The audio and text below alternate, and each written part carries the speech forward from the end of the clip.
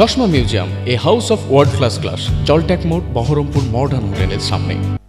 আবারও সাংবাদিক বৈঠক থেকে একাধিক ভাষায় প্রাক্তন মুখ্যমন্ত্রী মমতা বন্দ্যোপাধ্যায়কে আক্রমণ করলেন অধীর রঞ্জন চৌধুরী। কটাক্ষ করে বললেন, আগামী দিনে কংগ্রেসের কাছে দিদিকে হাত জোড় করে দাঁড়াতে হবে। ভবিষ্যৎবাণী করে রাখলাম। মুখ্যমন্ত্রী আজ হতাশায় আচ্ছন্ন হয়ে গেছে। আমরা শুধু দেখতে চাই বিকেল 4টে থেকে 6টার মধ্যে কে কে গেল ওনার বাড়িতে দেখা করতে, আন্দোলন করতে, তাদের ছবিটা একবার দেখতে চাই।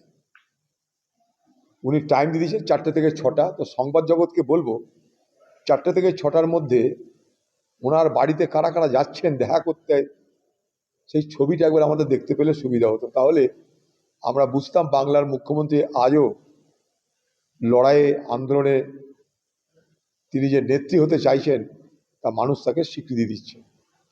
এখন তো মুখ্যমন্ত্রী খোকাবাবুর যে বাড়ি সেটা এখন মিউজিয়াম হয়ে যাচ্ছে। খোকাবাবুর বাড়ির সামনে শুনছি নাকি সবাই দর্শন করতে যাচ্ছে, যে ক্ষমতা না, মুখ্যমন্ত্রীর ভাতিজা হওয়ার অর্থাৎ ভাইপো হওয়ার দৌলতে কি করে এত ক্ষমতা অর্জন করা যায়, সেই বাড়িঘর কি, কেমন দেখতে, কেমন সব ছবি হচ্ছে, দেখতে যাচ্ছে সব। ওখানে এখন ভিড়। খোকাবাবুর বাড়িটা মিউজিয়াম হয়ে গেছে, আগামী দিনে দিদির বাড়িটা হয়তো হয়ে যাবে মিউজিয়াম। দিদিকে কোথায় দেখবো জানি না, হাজরা মোড়ে কি করবে দিদি আমাদের জানা নাই। তবে 4টে থেকে 6টার মধ্যে কে কে যাচ্ছে আমি আবার দেখতে চাই। আর দিদিরকে আগামী দিনে কংগ্রেসের কাছে হাত জোর করে দাঁড়াতে হবে, রাহুল গান্ধীর কাছে হাত জোর করে দাঁড়াতে হবে, এটা ভবিষ্যৎবাণী করে দিলাম আমি।